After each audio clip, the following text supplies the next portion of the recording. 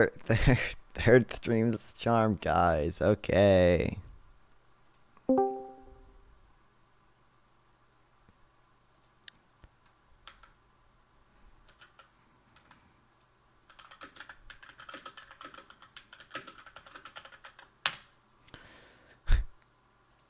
Third stream is the charm.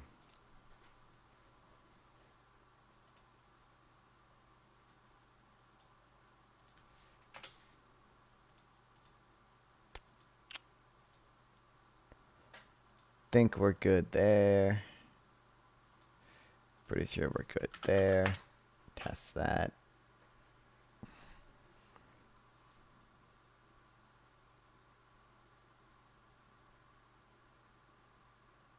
Hell yeah. Should be good this time. Also, apparently Restream fucking changed my YouTube descriptions, but I changed that back. So, that's good.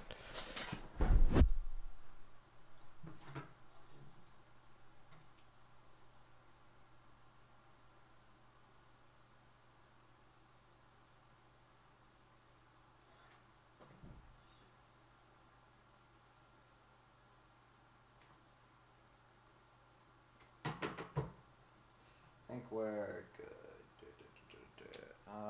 Maybe.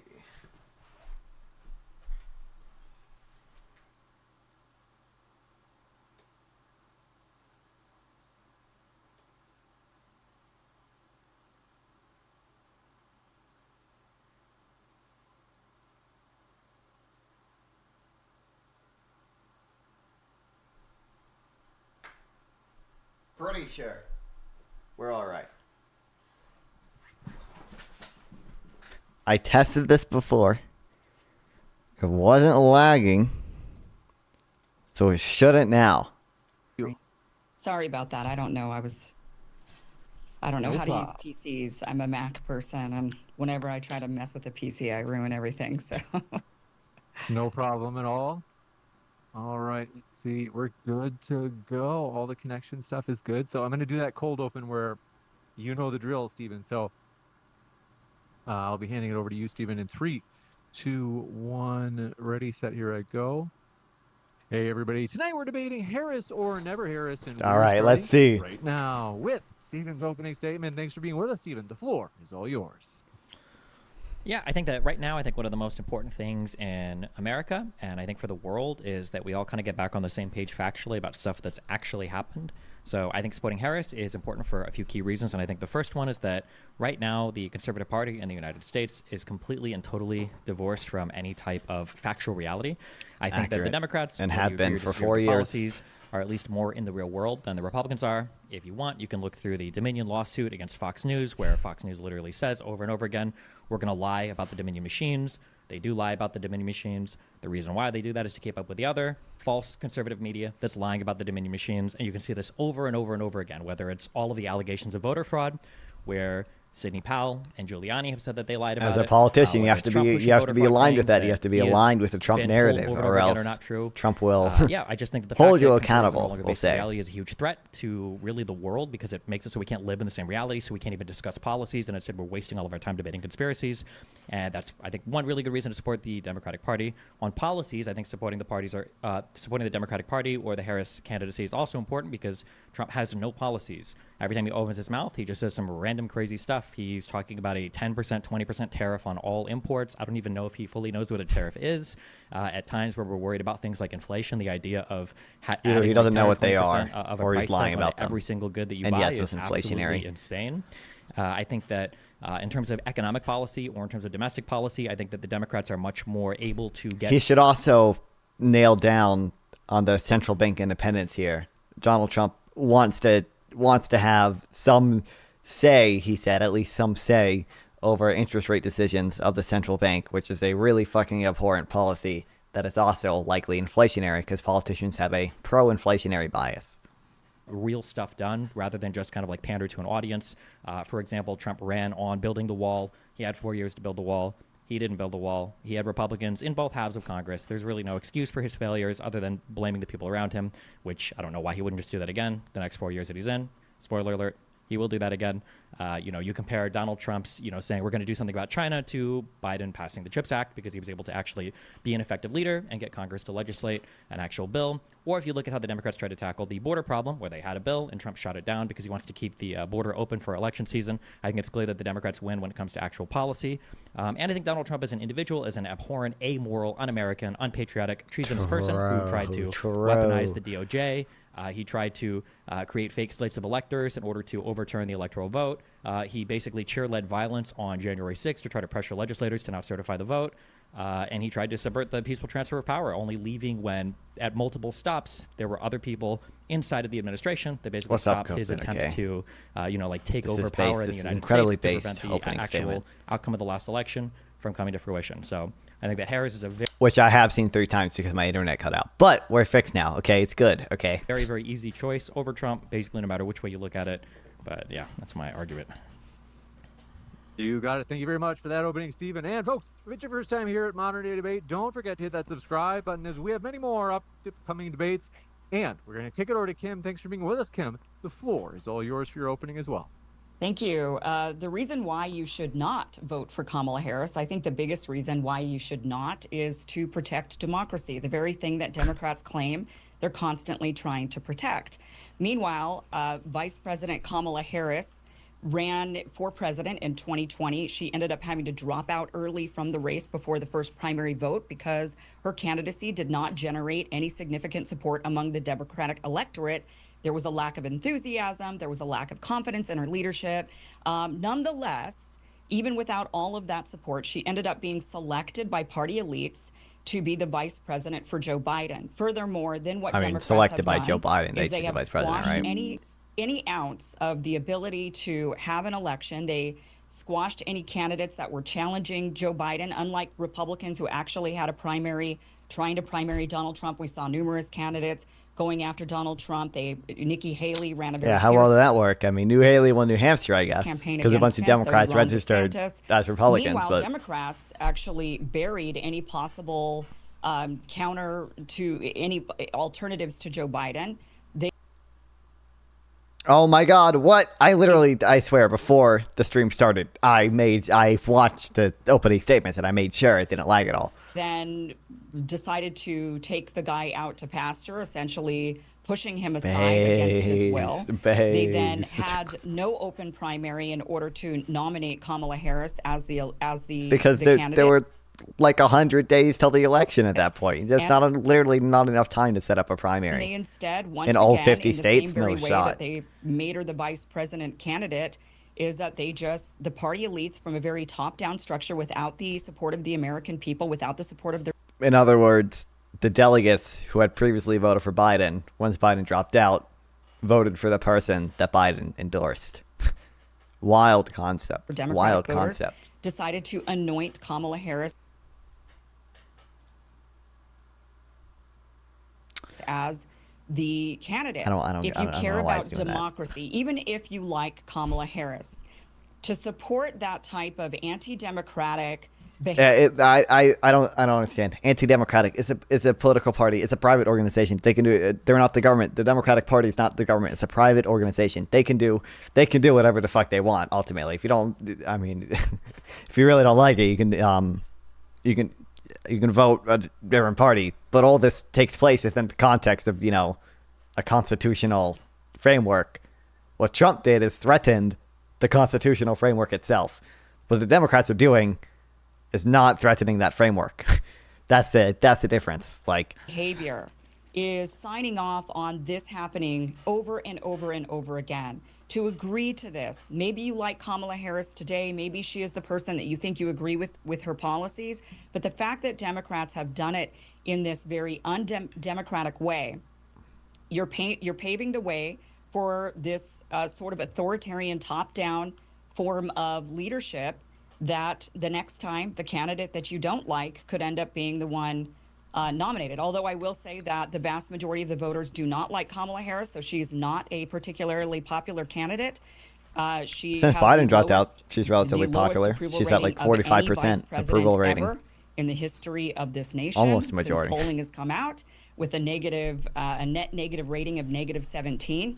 So, if you care about democracy, if that's something that you genuinely want to preserve in this nation, then you cannot support the way that the Democratic Party has gone forward nominating their candidate.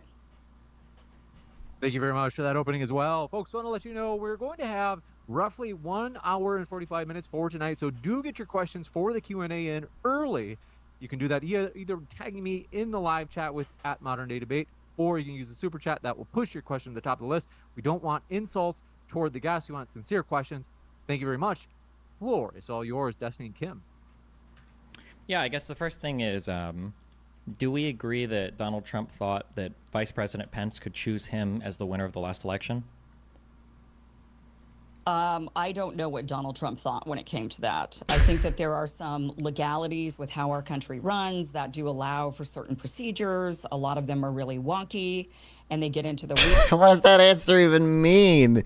There are some legalities with how our country runs that allow for certain procedures. What the fuck? What a, like, literally, like, teenager trying to, like, fill out a fucking word count in an essay. Why, like, how does she not know? Why would Trump, like, say so many things about, like, Mike Pence has to come through for us. Mike Pence has to have the courage to do what is right. If he didn't think that Mike Pence had the authority to overturn the election. Like, what?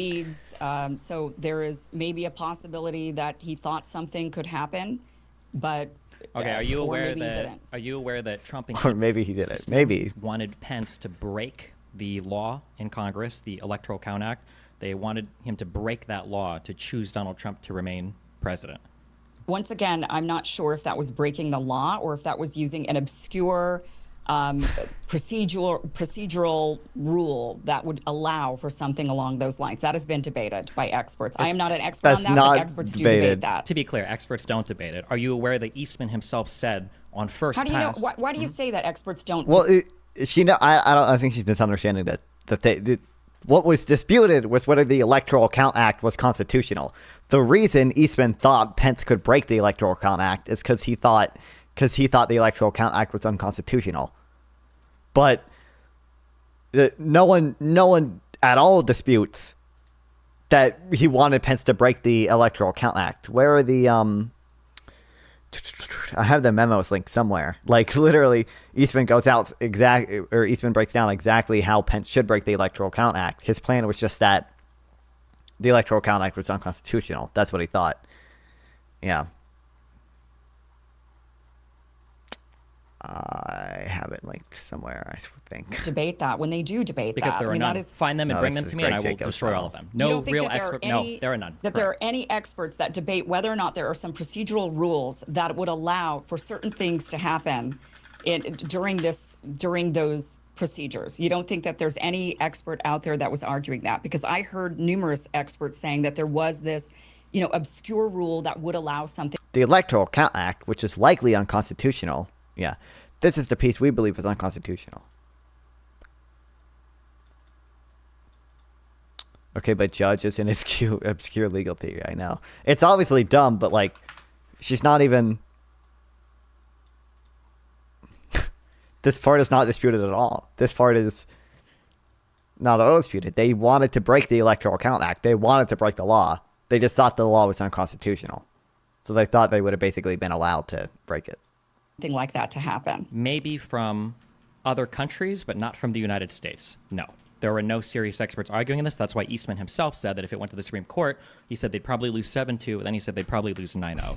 7-2. So 2 of the Supreme Court justices, do you not think that they know the laws of this country? Eastman was asked. What? And then later he amended it so it would be 9-0. But also, if the Supreme Court rules something 7-2, then that means the law of the land, as interpreted by the Supreme Court as a whole, is with those 7 justices, right? Like, this is but yeah, here's like a memo that Greg Jacobs sent to Mike Pence explaining why Mike Pence can't do this, and it breaks down exactly how why the plan was not constitutional. Asked on first pass, do you think that they would win in the Supreme Court? And he said we would probably lose 7-2, and then he admitted they would lose 9-0. But actually, we don't know because it never went to the Supreme Court. But had it, maybe it would lose 7-2. I'm not saying it would have won, but the fact that there maybe would have been 2 or 3 justices that would have ruled in favor show that there is an obscure rule that potentially could have been used. He also didn't even he thought the court might not intervene because it would be a political question. In the political question doctrine prevents him from interfering. So that was his initial plan, at least. That Trump thought that would be possible. If you're the progenitor, if you're the originator of the idea, and even you think that you would lose in the Supreme Court, but maybe 2 people will side with you, that doesn't seem like an idea that's hotly contested by experts. Experts clearly, if 2 of them would agree to it, then maybe you wouldn't win, but it still doesn't mean that the rule isn't worth challenging. There's plenty of cases that lose in the Supreme Court. It doesn't make them not worth challenging. Do you think it would be in line with American democracy for the president to tell the vice president to ignore the will of the voters and choose who the next president is going to be? I think that if the will of the voters was ignored by the electoral process, and if the vote was rigged, then yes, absolutely, it would be the responsibility. Well, I think technically it would have eventually gone to the Supreme Court, but I think technically the original court that would have had jurisdiction was the District of Columbia, or it's the district court for the District of Columbia. I think it was probably where they thought it would go originally. Now, what's funny is that this memo mentions that Professor Eastman's proposal is strongly in tension with the decision handed down yesterday by a district court for the District of Columbia and the Wisconsin Voters Alliance litigation, civil action number blah whatever. The essence of Professor Eastman's proposal is that disputes between competing slates of electors should not be referred for decision to the House and the Senate, or determined based on certifications made by state executives. Rather, he contends that they must be referred to and decided by state legislators. But whereas the foreign procedures are provided for by the Electoral Count Act, Eastman's proposed course of action has never occurred in the history of the United States. In Bush v. Gore, blah, blah, blah, blah, blah. Where did they make the ruling? In Wisconsin Alliance, the court held that plaintiffs' theory that Electoral Count Act is unconstitutional and that the court should instead require state legislators themselves to certify every presidential election lies somewhere between willful misreading of the Constitution and fantasy. So that's what this had already essentially. I don't want to say had already been struck down or already been disputed by the District Court of Columbia. President of the United States. The District Court for the District of Columbia. Dumbass name. To actually put that forward to protect democracy in this country. Depends on how you look at it. If it were Donald Trump who subverted the election and Kamala Harris actually wins and you believe in your mind or you know for sure that she actually won, wouldn't you want them to challenge that? Wouldn't you want them to try to do whatever they could to preserve democracy? The only reason you're against it is because of the person. And you've got to look deeper than that. It's got to be about the actual process. Because of the person or Donald because Trump of might the not be your lies? guy or my guy, but nonetheless, the process needs to be protected. Yes, I agree with that. You already said that you don't know the process, so I don't know why you're appealing to the process. Donald Trump did try to challenge the election with 64 different court cases. He won one of them in an inconsequential Pennsylvania case that didn't really impact much of the vote at all. He lost the other 63. He was shot down in the Supreme Court a number of times, and he was shot down when he tried to present false evidence to state legislatures a number of times. Everywhere that he tried the process, he lost, and that ended up with him begging Pence to basically just choose him as the winner of the election. At what point can we not say this is probably anti-democratic? How is that anti-democratic? He went through the process. If you challenge things in court and you lose in court, but then after the process, just because you lost doesn't mean that you're doing anything. He exhausted the process, and then after that he went to some non-constitutional means, we'll say. So one might call it criminal conspiracy to defraud the United States. One might call it that. Illegal. It was illegal to break the ECA. He lost in the courts. That's why he told Pence, I need you to break the law and choose me to be president. That was the process. He went through the courts and he lost. He didn't like the result. And then he asked Pence to choose him to be the winner of the election. This is anti-democratic. I believe that is part of if that's part of the process, that's part of the process. Was it part of the process when they had people forge in 7 different states that they were the electors and that they wanted to vote for Trump? Again, there are a lot of rules with the process. In fact, when the Democrats were upset that Donald Trump had won in 2016, they pursued similar tactics. Can you name a state where they had a false slate of electors made without the approval of the state legislature? She's talking about people in Congress who didn't want to certify the election, not the vice president unilaterally. It wasn't Joe Biden unilaterally saying that we shouldn't not certify the election like Trump wanted Pence to do. It was members of Congress, individual members of Congress, disputing that the vote should be certified. That's what it was. That procedure is accounted for in the ECA. It's that was compliant with the ECA. What Trump wanted Pence to do absolutely was not. It was explicitly breaking the ECA. No. I believe Colorado actually No. in 2016 did put forward some alternate electors, or even said that they wanted to have a compromise candidate send electors to Also, if the Colorado state legislator sent an alternate slate of electors, that's different than Trump's fake slate of electors. do the election and instead put Mitt Romney in as a compromise candidate. I remember this very clearly. Hypothesizing on what a state legislature said that maybe they want to do, maybe they did, is far different than No, there was Trump's a push for campaign. it. That's There was great an that there was actual push for it. That's great that some people might have pushed for it. Donald Trump and his underlings falsified 7 different slates of electors for Pence to choose on January 6th. This is anti-democratic. What could be less democratic than trying to change the outcome of the election of a state because you don't like the result? Do you believe that the election results in Venezuela were accurate? I'm not Venezuelan. I don't care about the results in Venezuela, but we had ways to challenge the results in the United States. Breaking the law and having the vice president choose you to be the president again, surely you can see the conflict of interest there, right? The guy that is president right now is saying that the election was rigged when he's running for election again. I mean, like, why would we trust this person who lost in every other forum? In 2016, Democrats believed that the elections were rigged. Hillary, but Oh Hillary, my God. what's the difference though? In 2016, Hillary conceded that night. Donald Trump said stop the count and try to win the election early. You see Did the Hillary difference? really concede, Yep, or she did. She conceded She and then did. continued to undermine behind the scenes? I mean, Hillary did. Hillary conceded and allowed the whatever transition team the transition to take place. Right? Trump literally refused to allow. I think there's a phrase for it, but like the next administration coming in has to have like a transition phase. Usually that begins right after the election. Trump refused to let that happen until months later. Donald Trump's presidency continued to delegitimize it, continued to go after him numerous times over and over after 2016. You can I talk to don't people think however that, you want. What could be less democratic than Donald Trump? For only 11 weeks, the transition is delayed. A transition delayed is a transition denied. Yeah, Telling like- Pence, I want you to make me the president again. I'm not happy with these court results. I'm not happy with what's going on. I need you to choose me again to be president.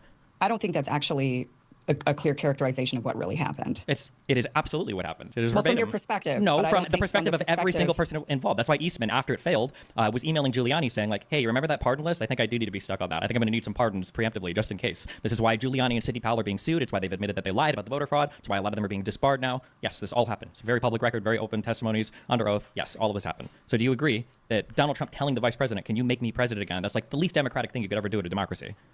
I think that if you think that the election was rigged, I think that it is your responsibility to protect Oh my democracy. God. So you think that Donald Trump should have tried to I steal don't the want election to, if he thinks that forgive me, I just want to I want to give you a chance to each of you to get any last thoughts on this, but then I want to redirect us back to Kamala Harris per se. Okay.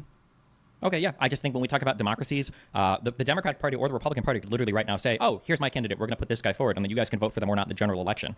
Both parties have a right to do that. They're private parties. They can do whatever they want, basically. The idea that Kamala Harris, who was the vice president, who was on the ticket, that delegates that switch from Biden to Kamala Harris is somehow anti-democratic. You don't have to vote for them in the general if you don't want to. Nobody's forcing you to do that. But somehow Donald Trump telling the vice president, hey, I need you to just pick me as the president. I need you to pick me and ignore, the will of the actual voters of the American population and just pick me to be the president again because I'm not happy with the results of the last election. That is the least democratic thing you could ever do in a democracy.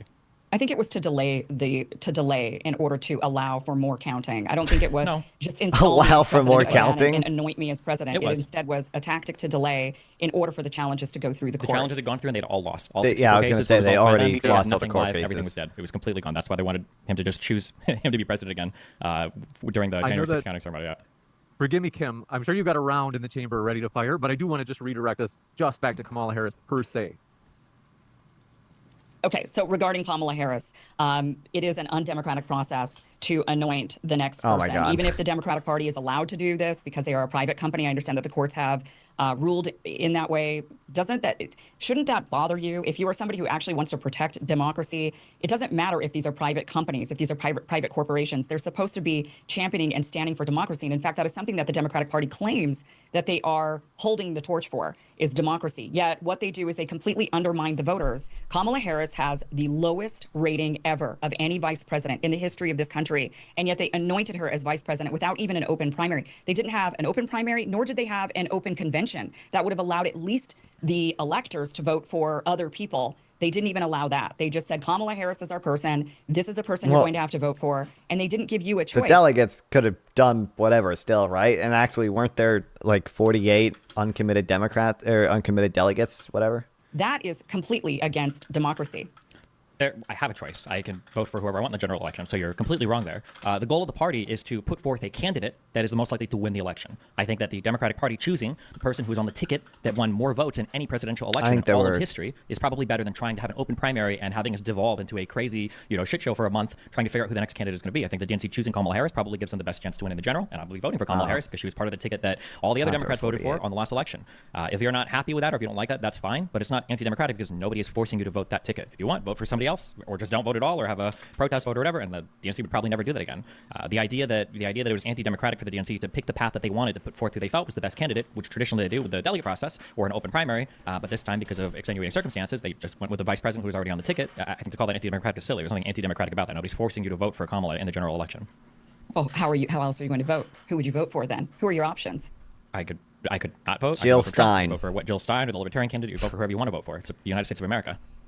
So you don't think that the party that is saying we are the party for democracy and then completely subverting that democracy and not even listening to the will of the Democratic voters and instead just force feeding them a candidate, you think that that is fine? That's democracy? Standing for democracy is not what you do inside of a company. Democracy is not what happens in the McDonald's manager's office. Democracy is what we do to protect the institutions of the United States of America while we're expressing our will through the structures of our government. The Democratic Party, as a private party, their goal is to put up the candidate that they think can win best. When the Democratic Party talks about protecting democracy, they're not talking about the internal primary process or how they put delegates to different candidates. They're talking about defending democracy in the United States of America as part of the U.S. government. So their goal should be to put up the strongest candidate. There aren't a ton of people in the Democratic Party that hate Kamala Harris and are mad that they put her up. There are some extreme people, or there are some outsiders that are trying to say that it should be different, but Kamala was part of the most winning ticket in all of presidential history. If anything, I think I'd be more upset if I was a Republican and I saw that Donald Trump didn't even debate the other Republican candidates because he was so scared of now, as we've seen, being exposed as a delusional, insane old man that can't even hold his composure on stage. Donald Trump didn't have a single debate with Haley or with DeSantis. And you're going to say that process was somehow more democratic? Like, no, they're private parties. But the Republican Party can choose their nominee however they want as well. I don't care. It's their private parties. They decided to actually listen to voters. That's how they did it. They decided to let people vote and decide. Nikki Haley put up a fierce campaign. So did Ron DeSantis. So did many others. And ultimately, the voters decided that they didn't care to hear a debate between Donald Trump or Ron DeSantis or Donald Trump and Nikki Haley. The voters decided, not the top-down elites sitting in a back room deciding who was going to be their best candidate. They didn't really want Donald Trump. There was a lot of internal chatter inside of the Republican Party. They're still barely even talking about Kamala Harris. They're still on the same topic. So you're saying that in order to protect democracy, So you're saying in order to protect democracy, it is totally fine to not allow the democratic process with the people in order to protect democracy. So then what in your mind is democracy? It's not how private parties put forth their candidate. What's democracy? Democracy is a very broad idea that expresses different forms of government that usually involve some form of the population voting. And in the United States, what would they vote on? We could vote on a presidential candidate. We could vote on legislative What a dumb line of argument. Oh my God, we're really going down for policies. I mean, so is it a democracy if, let's say, both parties just decide that they're going to nominate the same exact candidate and we're all going to have one choice? And they have the freedom to do that because they're both corporate private entities. So let's say they decide that they're both going to put forward anyone who would also have the ability to make their own political party and nominate whoever they want as well, right? And that's who we get to choose, and there's nobody else on the ticket. Is it democracy just because we do get to go through the process of casting the vote for the one person that's available to us? Is that democracy? Other people could run for president. Nobody's forcing you to vote for that candidate. Correct. You could do write-ins. You could vote for another person. You don't have to vote for who the two major parties nominate. You understand that how private companies do things it has nothing to do with democracy, right? Like the DNC could say, we are going to do a survey across the United States of America, and we're going to make the tallest person in America our candidate. That would have no impact on our democracy. I imagine a lot of people would be upset. I probably just wouldn't vote for the Democratic ticket, and I'm sure another party would arise if we believe in free market capitalism and freedom and all that. I'm sure another party would come up and they would offer a better candidate. That has no impact on our democracy. Nobody's forcing me to put this person in government. This is just the candidate they're putting up. And again, I don't think we disagree. Kamala Harris was part of the ticket that got more votes than any other presidential ticket in the entire history of the United States. So why would I want them to do an open primary with a month to go and then have the entire party descend into chaos? Would that be more democratic to allow a whole bunch of people to come in and a whole bunch of crazy stuff to happen? Would we be more unified in 1 month afterwards? No, I think the DNC made the correct choice. The majority of the Democratic voters seem to think that they made the right choice. The fact that the Republican Party is currently in free fall, I think means that most people think the Democratic Party made the right choice. So yeah, I think it was a good choice. And if you don't like it, just don't vote for him. There's no impact on our democracy. This is the most bizarre argument. I'll just let you. I'll let Great you have response. that one because ultimately, I think you just argued against yourself. This is not. You just described anti-democratic processes and trying to claim that it's democracy. I don't even know how to go with that. When a supervisor tells an employee that they need to clock out because they're going to get overtime, is that anti-democratic? Companies are not democracies. They can be. Wait. Oh, now who's arguing against themselves? Wow, good one, dude. Right. Nice I one. agree with you. I agree with what you just said. Companies are not democracies. Okay, the RNC and the DNC are private companies. That's all they are. And I agree with you. They're not democracies. They're private companies that should not be running as private companies, especially when one of them in particular champions itself as the torch bearer for democracy. So what, we should pass laws in Congress that make the parties part of our Constitution, or we imbue them in law somehow? Like, what does that even mean? I think that there should be some laws that say that these political parties, if they are going to be political parties putting forth political candidates, that they do have to operate on the basis of democracy, that they should not be operating on the basis of being a private company, that even if they are private corporations, they are still participating in a certain marketplace, the marketplace of democracy, and they need to follow democratic processes in order to participate in that marketplace. Otherwise, start a different company, be a different type of corporation, sell a product. If you want to do, I mean, if you want to do that, that's fine. But like, we would have to change the entire process. Like, primaries aren't even really. Yes, absolutely. What do you think that a primary is even that democratic? How many people vote in the primaries? What, like 10 or 11 million people? What's democratic about people campaigning for Iowa and New Hampshire because they just arbitrarily happen to be the first two states? Like, all the states do their primaries differently. Some of them have open primaries, some of them have semi-open primaries, some of them are closed primaries. Iowa, New Hampshire. I think Iowa mandates. I'm pretty sure that they have the first caucus, like, you know. You know, that are casting votes. What's democratic about a caucus, right? A bunch of people standing around and raising their hand and doing, A's and A's. Like, come on, or I's and A's. Like, no. The idea that the primary process is some holy vanguard of democracy is silly. When it historically, over 100 years ago, I don't think parties had primaries for candidates. They literally just put a candidate forward. We were closer in time then to our founding fathers than we are now. So this idea that we're less democratic because of how the primary process, these are private companies. They can put forth candidates however they want. If you don't like it, don't vote for it.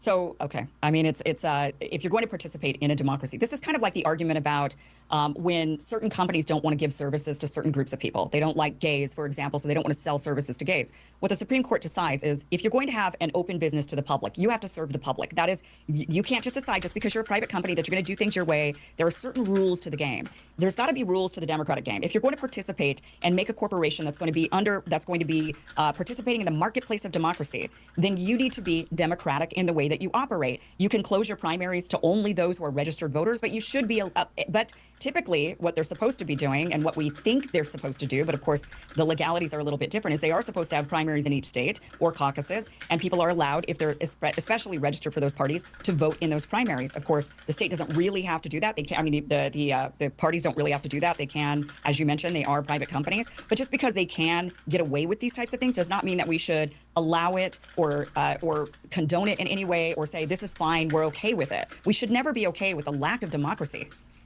When you say we should never be okay with it, so then wait, real quick, for the 150 years or whatever that this country didn't have primaries, then were we not a democracy then? We just became a democracy like a few decades ago or whatever. Like this argument is nonsense.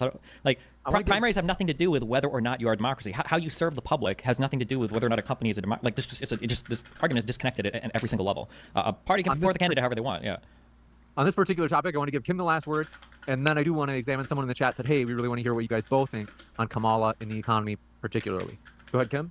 Okay. I don't know what democracy is then. If democracy doesn't involve grassroots people voting for what they want to vote for, getting the candidates in that they want to represent them, getting the policies in that they want to represent them, that to me is democracy. And I think that's the definition to most people. So to say that, well, it doesn't really matter. The democracy is you have the right to vote. You could just vote for, you could write somebody in who you know will never, ever win. And they just anointed a person is completely antithetical to democracy.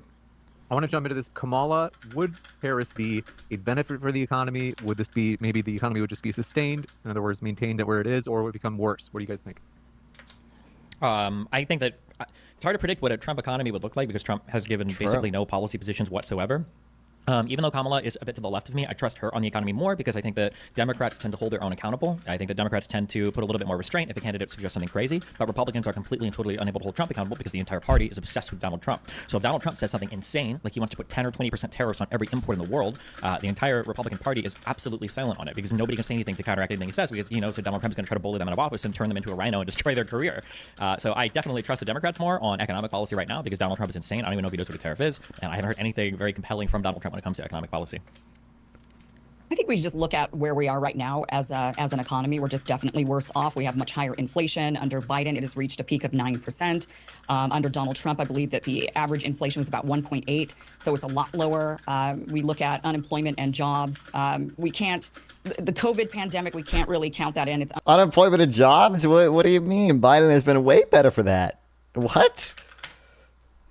Unfair to say how many jobs were lost during the pandemic and then how many jobs were regained. But now we've leveled out. We can look at where we're at today in 2024 or even in 2023 comparatively to under Donald Trump in 2018 and 2019. And I think there's no doubt that we are worse off economically by all measurements. today than we were in All 2018 or measurements? 2019. I'm sorry, real GDP growth is higher than pre-COVID projections. Like, really? I think we Americans just saw their first gain in real income. Americans see first gain in real income. Like hourly wages are up a lot, especially for the bottom 10% of workers. Their wages grew really fast because the labor market was so tight during the COVID pandemic. Yeah, U.S. median household rose to $80,000, the first significant increase since 2019. Yeah, inflation is back down. Like, Yeah, there's this unfortunate reality that every time a Democrat comes in office, we basically have to clean up the insane disaster left to us by the last Republican president. When it was Obama, it was having to clean up the disaster of the 2000 and prime age employment is literally at like a 40-year high as well. So financial crisis. And when it was Biden, it was trying to clean up the disastrous response that Trump had to COVID. So is the economy worse off now than it was in like 2018? I mean, it depends on which indicators or which metrics you're looking at. There are definitely some things that are harder. Inflation was definitely an issue relating to COVID. But one thing that I noticed was curiously absent from Kim's answer here was, what is Trump going to do about it? There were no policy positions given. There were just statements made about the state of the economy. Donald Trump did massive deficit spending that, of course, would contribute to the inflation that we felt a few years later. Donald Trump slashed taxes. He cut government revenue, and he didn't actually decrease any of the government spending. He ran the highest budget deficits for no reason of any president in all of history. At least Biden can say, well, I was dealing with COVID. I had to do something. Trump just ran massive deficits because he wanted to, because it was the popular thing to do. When the Fed talked about raising rates, he tried to bully them on Twitter. So, yeah, of course, anytime you go to government that's willing to just spend like crazy and reduce the amount of money they take in, of course, the economy is going to be booming. But I mean, if you print a ton of money, you just give to people for no reason, of course, the economy is going to be booming. What are the policies that Donald Trump is suggesting now that would help Americans going forward? And what do we think about this tariff idea? He keeps saying 10% tariffs, 20% tariffs on everything. How is that just... And please mention the Federal Reserve independence. Please mention the Federal Reserve independence. It's a horrible and inflationary idea. Just not going to boost inflation even more. Yeah, I mean, I'm not a fan of the tariff idea. I don't agree with Donald Trump on that. But going back to Harris and Harris's policies and whether or not she has anything that's going to be boosting the economy, I mean, to say that the Democrats are here now cleaning up Republicans' mess, it's an odd way to clean it up. With record inflation, and we've got a record now gig economy, so people are not able to get full-time jobs with benefits. They're instead having to hustle, having 2-3 jobs. This is an odd way to clean up the mess. So if this is their idea of cleaning it up, I think most Americans agree that they would like to see some change. So, maybe Trump, it's unclear exactly what maybe he would do to now clean up Democrats' mess. But I think that just the option for change and potentially the ability to lower inflation, to better the economy, to better our lives, people, I think, are willing to take that risk if the alternative is more of the same. Yeah, so all I heard was there was one Trump policy I've heard of called tariffs, and I don't like that, and I don't know what else he would do, but hopefully it would be better. What I'm saying is that what exactly did Biden and Harris do? That Biden and Harris managed. Mess? I mean, they managed COVID decently well. There was inflation, but there was less inflation in the United States compared to the OECD, compared to the G7, compared to like every other. Yeah, and our GDP growth is way higher. Western country in the world, we're doing better than basically everybody else right now. Yeah, there was inflation. There was inflation worldwide. COVID was a huge worldwide stimulus given to every single country on the planet. So of course there's definitely going to be inflation felt. And Donald Trump didn't do anything to help inflation. Why would I think Donald Trump could help inflation? He passed 2 stimulus bills. Part of the reason that inflation spiked so much under Biden's term is because when people were given stimulus checks under Trump, they didn't spend that money immediately. The money went into their excess savings, and they only spent it later on as the economy sort of reopened in 2021 and 2022. If you look at Americans are spending. So, a lot of Americans either save the money or use the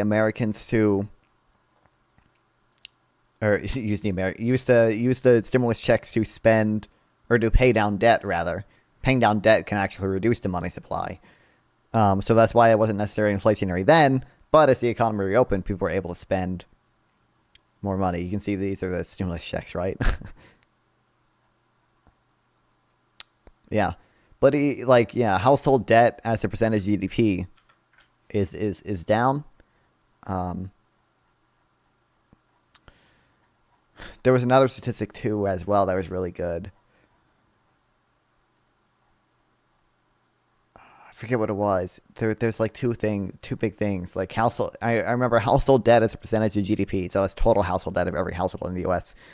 As a percentage of GDP has decreased quite significantly. God, there was something else. I don't remember, though. when he had a booming economy and he didn't manage to cut the deficit. Donald Trump couldn't manage Correct. the budget when the economy was exploding. Why would I think he could manage the budget when the economy is having trouble? And now you've got the Fed. Real wages are rising. GDP growth is higher. Yeah, here's the. It's just this. Americans have hoarded excess cash. You can see a lot of it was being spent in 2021 and 2022. Prime employment population, all-time highs, unemployment, all-time lows. And what's really impressive, kind of impressive, I think it was always going to happen because I think inflation was always going to be transitory. But we managed to bring down inflation. Really, this is more of the Fed than the government. But inflation was able to decrease significantly without unemployment increasing significantly. We just started finally easing monetary policy with the rate cuts we had yesterday. And because inflation is back down, but unemployment is still only at 4.2%. It was under 4% for 27 months straight. Fed actually announcing that they're going to be cutting rates because inflation has come under control. So it seems like Yes. the administration is heading in the right direction. Why would I trust Donald Trump, whose only economic policy he's put forth would increase inflation, which are tariffs? Why would I trust him to do anything good? Can you articulate like a single policy that you think Trump would do that would be good for the average American, that would actually help the economy? Well, I can tell you what he wouldn't have done that Democrats did do that actually crushed our economy. That actually So the answer is no. Just say the answer is no. See, you got to say the answer is no, and then but I can tell you such and crushed such. the economies around the world during COVID in particular, and that was government shutdowns. That was Democrats with their Democratic governors, and they were taking directives from top down. Wait, Democratic governors? How is the Democratic governor or how's Trump going to do anything about Democratic governors? What? Closing the economy. Of course, when you close the economy, you're going to end up with a lot of ramifications that are going to be very damaging to an economy. And that is not something that any Republican or Donald Trump advocated for. So I can tell you that, yes, the world economy, everything was very bad. Under Biden, things have been bad with COVID. I don't know exactly what you think they did to clean up COVID or to help during that crisis, when actually all of the decisions, in particular lockdowns, have led to massive disaster. Who do you think was the president during the majority of the lockdowns? Who do you think actually directed the lockdowns? Okay, the Where did answer was lockdowns come Donald from? Trump. The answer was Donald Trump. But Donald Trump was the president during the majority of lockdowns, number one. Number two, when you say, what did the Democrats do? I mean, we could look at a ton of different things. They had the child tax credit, something that Kamala Harris wants to bring back. The child tax credit slashed childhood poverty by 50%, 54%. It was a huge boost to I think it was, working yeah. families. What else did they do? Biden passed legislation to make meaningful change and meaningful investments in our ability to manufacture microprocessors with the CHIPS Act, the ability to reinvest in our True. infrastructure. With the infrastructure bill, a bill that Donald Trump wanted to get passed, but he couldn't in the 4 years that was here. He actually managed to pass a bill that tried to offset the spending of the bill with new tax receipts, with the IRA, the Inflation Reduction Act. I mean, what didn't they do? I mean, the Democrats tried their best, and I think we've seen the results of that. The United States is crushing the rest of the world due to actual legislation that I can articulate and actual policies that I can articulate. Donald Trump just rode off of an economy that was already booming under the last few years of Obama. We've been posting all-time highs in the S&P 500 and the Dow Jones since I think 2013, and all Trump did was came in and he spent more, and then bullied the Fed when they talked about raising rates because they were getting worried about inflation, and then here we are. Again, you can't articulate a single policy or a single thing that Donald Trump would do. You're mad at shutdowns that happened under I'm Donald not Trump. arguing for Donald Trump. We're arguing against Kamala Harris, very specifically. I am not for Donald Trump. I'm not voting for Donald Trump. Let me just make that extremely clear. So I'm not arguing on behalf of Donald Trump. I'm arguing against Kamala Harris. What we know is that Democrats have done a very piss-poor job of actually managing the economy. We Compared are to worse who? off today by Real wages are the middle. I mean, wow, great. Oh, look at real wages going up. Although I should if you look at the graph earlier, during the spike in inflation, we did see a period where wage growth was outpaced by inflation. But by now, it's back to they're about matched here, and then it's slightly higher here. This is hourly earnings versus weekly earnings. every single measurement. But we're better than Why, every other compared to country. We came out of ourselves, COVID. except China. I don't know exactly what they're doing here. Biden versus Trump percentage points. Are they subtracting?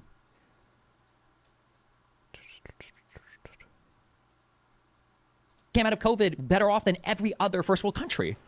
How are we better off? We have now given away boatloads of cash to Ukraine, to Israel. We're giving away our money. That's a drop in the bucket compared to our budget yearly. Okay, number one. Number two, how are we better off? We're crushing them on our job market and our economy. We're crushing them when it comes to inflation. The USD is probably too strong right now for our exports market. What do you mean, how are we? We're crushing them in every way. You graduate with a computer science degree in the United Kingdom, and the first thing you're trying to do is find a job in the United States. You're trying to work for Amazon. You don't want to get paid 39,000 quid a year working as a programmer in the United Kingdom. What do you mean, how are we doing compared to the rest of the world? How are we beating them? We're beating them in every single conceivable way, except for domestically, we're falling apart because of conservatives' refusal to accept reality. I think this conversation is a good example of that. The Harris policies that they continue what Biden was doing, I think they put us on a good track. And it'd be cool to see what Democrats can do when they're not just trying to recover from the disasters left to us by the last Republican administration. So you're arguing that you really believe that the average American is better off today than they were under Donald Trump? I don't know if they're better off today than they were under Donald Trump, but that's because we had COVID. The question isn't whether or not we're better off today than we were 4 years ago, because we can't go back in time. Time only moves in one direction. The question is would we have been better off with 4 more years of Trump? Probably not. I don't think so. There's zero indication that that's the case. Also, I mean, by now there are a few metrics where we are better off. Like, yeah.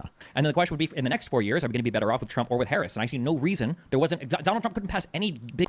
Does Kim not know the money we give Israel and Ukraine are not dollar bills? As military equipment that would have. Yeah, I know. Yeah, a lot of it literally. Some of the aid we give to Ukraine literally saves us money. Yeah, I mean, it's a dumb talking point, but yeah, like you're right. Like some of the aid we give to Ukraine actually saves us money because it's like artillery shells that are like expired, and we otherwise would have had to. We would have had to dispose of them, which costs money, versus just giving them to Ukraine. It's free. So big bills or any legislation, even if he said he wanted to get done, you can even repeal the ACA so he can control any of his spending. And I mean, it's also dumb because that money goes to like U.S. companies. It goes to supporting U.S. jobs. There's an opportunity cost of that money, of course, but like it's going to U.S. It's going to Lockheed Martin, who then pays its engineers a lot of good money. So. Dude was spend. Donald Trump's just, and the only major policy platform he's talking about are tariffs on everything. So why would I think Donald Trump would be good? The stock market is posting all-time highs, or unemployment is still low. The Fed wants to cut rates. Every economic indicator is looking positive. I don't know what to say. What could Donald Trump possibly do? What's wrong with what Harris wants to do? What's wrong with what Harris wants to do is just continue where we're at right now, which a lot of Americans don't want to be in, which is high inflation. Inflation has come down. The Fed wants to cut rates. Why would the Fed be talking about cutting rates if inflation was still too high? Yeah, it's a good question why they want to cut rates just weeks before an election. It's really a good question. I knew everyone does this now. It's so dumb. They want to do that, a record cut to the rates. What is the implication that the Federal Reserve is beholden to the Democratic Party? It's an independent operation of banks. What do you mean? I mean, we can do conspiracies if we want.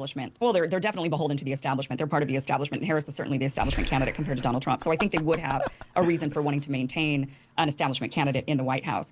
But when it comes to Kamala Harris, hold on. To be clear, what you are just blindly and conspiratorially suggesting, that's what Donald Trump actually tried to do, right? Your implication is that somehow the Fed is making political decisions. You know that Donald Trump was trying to force them to make political decisions, right? That when Donald Trump took to Twitter and took to the bully pulpit as the president, he was attacking the Fed he did it repeatedly. For talking about raising rates. He was attacking the Fed for that. That's what Donald Trump tried to do. What you're asserting with zero evidence that Biden and Kamala, do you not believe the inflation rates that are being posted? Do you think that's all a lie? Jerome Powell has gone on record, by the way, saying that Trump did call him a number of times. Biden has not. Biden has never called Jerome Powell. He's so lonely now. So the Federal Reserve is acting on nothing, and nobody in our economy can see that, or those leaks were real? Yeah, of course they were real. Yeah. It's interesting then, if you really believe, and maybe you're right, that the Fed completely operates completely independently from any political influence whatsoever. The fact that they feel like they need to do a rate cut this big, what does that tell you? What do you mean a rate cut this big? This is a very large rate cut. No, it's not. This is a large rate cut. They don't do just half a point out of nowhere. They usually do a quarter of a point, not a half a point. That's actually quite a large rate cut. No. For them to be doing that right now shows that they believe the economy is in dire straits under Joe Biden and Kamala Harris, that they have to take drastic measures in order to correct it. No. Hold on. I'm so sorry. Why are they doing it? Wait. What do you think? What are the two things that the Federal Reserve try to manage? She doesn't know. She doesn't know. She doesn't know. Okay. The Federal Reserve tries to balance unemployment and they try to balance inflation. Okay. These are the two indicators that the Federal Reserve looks at to determine how they should set rates. If inflation is getting really, really, really low, then the Federal Reserve is going to cut rates because we should have some amount of inflation to keep the economy healthy and moving. That's how the Federal Reserve makes decisions. And then it also looks at unemployment. If unemployment is getting too high, then they might cut rates. It just depends. Like these are the two things. But balancing out unemployment and inflation are the two. That's the mission statement of the Federal Reserve. How could you accuse the Federal Reserve of acting in a politically partisan way? You don't even know what the mission of the Federal Reserve is. You're just saying random things. I'm dropping that accusation. I'm asking you why did they do the rate cut? Because they feel like inflation has come down significantly. So they want to boost it back up? Yes. You think that's exactly why? What Destiny says is partly correct, but it's also because they don't want the labor market to weaken even more. They think the labor market right now is in a good spot right now, which is what they try to balance inflation and unemployment. They think the labor market right now is in a good place, and they want to keep it that way, which is why they're cutting rates. They don't necessarily want to bring inflation up, but yeah, I mean, if inflation is too low, they do want to bring it up. But so they did a rate cut because they want inflation. Do you know which video he was watching? I mean, you can go to the website he was on was called Nude Africa. Smoking in that communist Paul Castro right now. Thank you. AM amazing. What do Welcome you to think the the goal stream. inflation percentage is? You have no idea. You realize you have no idea. You're laughing because you think inflation should be at 0%. Ideal inflation is 2%. What do you think unemployment should be? 2%. 0%? Yes, correct. 2% is the target. That's correct. And if they feel like we're undershooting that target, then they try to preemptively cut rates or raise rates because it takes a little bit for the Federal Reserve policy, for the federal funds rate, to actually impact with the trading of all the securities and everything else later on. So yes, that's why they're doing it. We can all look at the inflation rate. We can all look at the unemployment. These numbers are all posted I don't publicly. know, Everybody looks at them. So I mean, So the economy's so great. So you're just saying the economy's great. You want to keep it going the way that it is. I didn't say the You don't think that economy. there are They don't look at the problems, economy. They look at inflation and they look at unemployment. which are indicators of the economy and how healthy the economy is. They could be. They might not be. It just They are. depends. They are two indicators, but the goal of the Federal Reserve is not to make the economy good or make the economy bad. The two indicators that they look at are inflation and unemployment. Those are the two things Okay. that they're, yeah. But you're arguing that you think that the economy under Kamala Harris and Joe Biden right now is great and that we should just continue on and that Americans are going to be fine. Give me a Yes. chance to respond, Yes. Stephen, but then I do want Chad response to that is yes, absolutely. Also, not because inflation is low, it's a downward trend. Have a point, companies the Fed think a slightly larger cut won't put inflation over the target, which is a good thing. Yeah, exactly. Yeah. to jump into a new topic because we're going to go into Q&A about 15 minutes or so. Sure. Yes, I think obviously I think I've articulated policy. I've articulated economic positions. I've And she has articulated done nothing. How the economy has rebounded under COVID. I've articulated that the United States is ahead of the rest of the OECD. Yeah, every indicator points to the fact that this administration did a phenomenal job coming out of COVID for sure. And the major complaint that you had, the two major complaints I would guess would be like Good one, massive deficit Santeris. spending, and then the one that you articulated, which was lockdowns, all happened under Donald Trump. So yeah, I do think that the Harris administration would be superior to whatever the Republicans put up. I want to give Stephen the last word this time, and then I want to go into the next topic, which is Kamala on the border. Who would be better for the Oh, border, man. Kamala Oh, or boy. alternative? What do you guys think? Do you want to go first again, or? You're arguing for Harris, right? Yeah, Kamala would be better on the border because we've already seen Biden and the Democrats try to put up a border bill that would address a lot of the border problems. This bill was a Republican-authored bill. It was by Langford in the Senate. They tried to put it up, and Donald Trump wanted the Republicans to vote it down because he wanted to keep the border open in order to run an election issue. So the idea that the Republicans would try to destroy the border for politically advantageous reasons is the only thing that I need to know to say that I would never trust these guys with any type of security issue, because clearly them winning political battles is more important than them actually securing the border, which we might see coming up soon with the budget. But, yeah. They've had 4 years. So even if there is some interference that happens closer to an election, they've had 4 years to do something about the border. But instead, their policies have led to a massive wave of people coming through the border, and they have laughed it off. They have shrugged off border issues since Donald Trump was elected in 2016. They claimed it was a conspiracy theory. They chose to do nothing about it. And now it has gotten so bad that they've realized that their own rhetoric, their own policies have led to a severe crisis that even they can no longer ignore. And they're now having to finally do something about it. But part of the reason why we have this border crisis is because Democrats over the last 8 years refused to do anything about it until now. It's just so big of an issue that even Democratic governors and mayors are screaming, please help, this has gone wrong and we really have to do something about it. They let the problem get so I feel like, by the way, after everything the Republicans have done for the past 2 weeks about immigrants eating cats in Springfield, after all of that misinformation promoted by Trump himself and JD Vance, no shot should a Democrat ever have to come to an immigration conversation, and there's no reason they should concede anything unless their opponent completely disavows all of that stuff, because that is unhinged. There's no way there's no way to have a reasonable conversation unless they concede. But creative JD Vance's own words, yeah, I know, it's so dumb.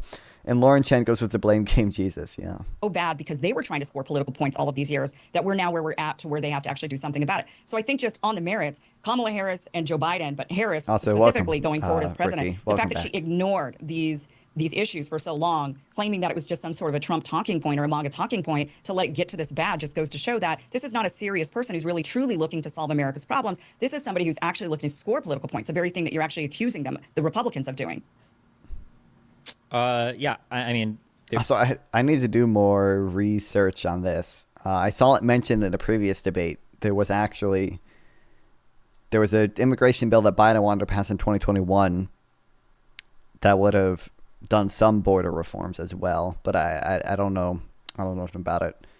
Yeah, it would have ended the children in cages. The children in cages that Trump was criticized for, which I don't know enough about. But We had 4 years of Donald Trump. Where's our immigration bill? Where's our border bill? Where's the wall? Trump did nothing. He had both houses of Congress, and Trump did absolutely nothing about the border. It's funny because Trump says, I ran on immigration because we had problems with the wall. That's not true. Even on Trump's own little stupid chart that he posts, Obama was posting better immigration numbers than he was. So Obama was doing better than Trump on immigration. Trump wants to say it's not fair to count the last year or two, of my administration because COVID messed everything up, but he sure does want to take credit for the lowered immigration numbers under COVID. And then you saw them start to spike back up, even though he lied on his chart for when, he was actually out of office. They were spiking up almost to all-time highs right before he left office. So clearly Donald Trump wasn't capable of managing anything at the border. And when Democrats did want to pass something to manage the issue at the border, the Republicans blocked it. It was a good bill. It would have helped a lot with the asylum process. It would have provided more funding for border agents. It would have provided more funding for asylum judges to process people that were here for asylum claims. Like everything about that bill was good, and the Republicans blocked it. So, again, it's like a policy thing. Like, what is Donald Trump going to do about the border? And why would I think that Donald Trump could do whatever he says he's going to do when he can't articulate any plans whatsoever? And he couldn't do it in the 4 years that he was president. Where is my immigration bill? Where's my border bill? Where's my wall from my 4 years of Donald Trump? Well, Democrats blocked all of that. The They Republicans had the House and the Senate. You can't use that They excuse. didn't have enough of a majority. They didn't have enough of a majority, and they need more. They needed some bipartisan support. Democrats, instead of even taking this situation seriously, laughed at it, scoffed at it, mocked it, claimed it was some sort of political talking point when it was an actual. So what he hasn't. I'm assuming Destiny will go into this a little bit, but again, the big issue right now is our asylum laws are just so fucked that a wall won't even help that much. Real problem. And now it's gotten so bad that Democrats now want to finally do something about it, something that Republicans have been wanting to do for the last 8 years, and Democrats want to pass a bill and then take credit for it. I don't blame the Republicans for wanting to block that to score political points at this juncture when they know that this is something Democrats have been blocking for the last 8 years. Now finally Democrats are on board. Now finally Democrats see that there's an actual real problem, but they only want to do that now that Democratic governors and mayors have been screaming saying, we can't handle this. There's a massive influx, and you guys have been ignoring it and treating it like it's some sort of a racist policy to secure the southern border. So, the reason why Donald Trump was unable to get anything through was because Democrats continue to use it as a talking point, as a campaign point, making it about racism rather than a real problem. And here we are today. I don't trust Democrats to fix something when they have been the ones blocking it for the last 8 years. Okay, well, you just gave me every reason in the world never to vote for Trump on this issue because you just admitted that Donald Trump can't do it without a supermajority, I guess, in the House and the Senate, which he will never have. So I automatically know that no matter what, Donald Trump will never be able to get anything passed. And so then I have to look at Harris and I have to look at Biden. And when Biden and Harris were supporting this bill, they actually did have support in the House and the Senate. The only reason that it wasn't passed They had is because Donald bipartisan Trump, support. the cancer rotting our country, came in from the outside and said, They've done a lot of bipartisan legislation, which Trump was never able to do. don't pass this bill. I need to be able to talk about Haitians eating dogs and whatever other nonsense I want to make up in order to actually be able to win the next election. So it seems like there was a bill under the Democrats that was ready to pass with support from the legislature. It just didn't because of Donald Trump. And under Donald Trump, there were no bills because Donald Trump can't make deals with anybody. And the fact that he needs a supermajority in both houses of Congress to pass anything is a bigger indictment against his leadership than probably anything I could have said on my own. Well, I think that you just made the argument, the same exact argument, but against the Democrats, because if Democrats, if a few Democrats, a handful of Democrats, the need for a supermajority is what blocked Republicans, how pathetic is it that one man was able to stop Democrats? He This called might us be a an what? What a unbelievably stupid statement. Oh my God. sure. Oh my God. How pathetic. The Democrats don't have a majority in Congress right now. The issue is that Republicans are so pathetic that they will do anything to appease Trump. So they will open their asshole and let Trump fucking fuck them so hard that they It's a horrible analogy. Yeah, the issue was Trump literally told his allies in the Senate to not vote for the bill. That was the issue. That is the issue. Is that the Republicans cuck out to Trump so much still. Well, it wasn't one. It was one man telling all the lawmakers not to vote for that. Yeah, it Got is a an lot of issue. power there. I guess he's sitting there wielding his power against the Democrats. I can't get anything done because of Donald Trump. True. That's Colts are very powerful. Their leaders, they wield a lot of power. That is how dictators work. Yes. This might be a good opportunity. One last topic. Harris on crime. What are your thoughts? For crime stuff, it's kind of hard on the federal level because I feel like crime is a thing that's typically dealt with at the city and state level. I really don't know how much influence anybody can have on the federal level. That's true. I mean, the big thing you should mention is that crime is not going up. Crime seems to be going down. It's at like 40-year lows. Now, what Republicans will say is, oh, the FBI statistics don't include fucking San Diego and all the big cities. That was true for 2022 because we switched over to a new data collection system. And we didn't include a lot of big cities, which had a lot of crime in 2022. Since 2022, it's been fixed. The numbers from 2022 probably aren't accurate. They probably are an underestimate. But crime on a whole, since then, the percentage of crimes covered by the FBI statistics has gotten back to normal. So... Automod. So, we can know now that crime is actually at a 40-year low. And although Destiny's right, you can't do much at a federal level. I would say like the big thing that Biden did was resist a lot of the defund the police stuff. Right now, who knows? Maybe Harris won't continue it. Although we've moved past the defund the police stuff as a society, no one's talking about that anymore. But I would say the big thing Biden did was support like hiring more police officers and not support the more progressive like defunding the police stuff. When it comes to enforcing things relating to crime, I do know that, if I can look at like direct actions that people take, like the mobilization of things like the National Guard, I know that Donald Trump was in charge of the National Guard on January 6th, and he decided not to deploy them for political reasons. So I don't know why I would trust that guy who... Am I stroking? Is his voice sped up? Yeah, I have it at 1.25 times speed. Yeah. Allow some crime to happen as long as it's advantageous to him. I don't know how I'd ever trust that guy in managing anything related to crime. I also don't think I trust Trump on anything that he says for crime, because I know that, for instance, when Wallace was dealing with BLM stuff in his What? state, Donald Trump had a lot of nice things to Not me. I mean, I was speaking fast for a little bit, but... say about him. But as soon as he was running for Are you stroking? president again, and Walz was made the VP pick, all of a sudden Donald Trump hated everything that he did. So I I don't know if I don't can think trust I anything am. on Trump when it comes to crime. And again, I would challenge, I'd love to hear a single position articulated that Donald Trump has talked about that would help anything related to crime in the United States. But again, I don't know what the federal president can do in regards to crime. I think that when we look back at just even Kamala Harris's record on crime as a prosecutor, and she has a mixed record. Democrats in general have been very lax on crime. They have advocated for lax criminal policies. Schrodinger's Kamala Harris. Is she soft on crime, or is she so harsh that she's arresting single mothers for truancy? It's literally Schrodinger's prosecutor. There was a lot of defund the police chatter. There was a lot of, bail out the people that committed crime during the Black Lives Matter protests, and funds that were created. Democratic policies. She did across retweet various one different states fund have to allowed bail for out criminal BLM activity. I live in the state of protesters. Wow, California. They can't believe allow it. now a certain amount of criminal activity to go completely overlooked. I think I agree that I'm not sure what the president can really do. I mean, the president doesn't really even have much on, like when it comes to tax policies, for example, that has to be done through Congress, or even the border policies have to be passed by Congress. There's very little a president themselves. You know what? The issue is a lot of things Trump wants to do can probably actually be done unilaterally through the executive. So tariffs can be done unilaterally through the executive because Congress delegated that authority to the president, at least for matters of national security. Now it's possible that when Trump does his tariffs, the court says, hey, not all these tariffs are for national security reasons. You can't have all your tariffs, but he would definitely have some of them. And things like potentially restricting abortion. So it's true, like the president can't ban abortion, right? That's true. However, there's a law called the Comstock Act, Comstock Act. I always pronounce it wrong. Which basically, depending on how it's interpreted, could prevent the mailing of abortion pills to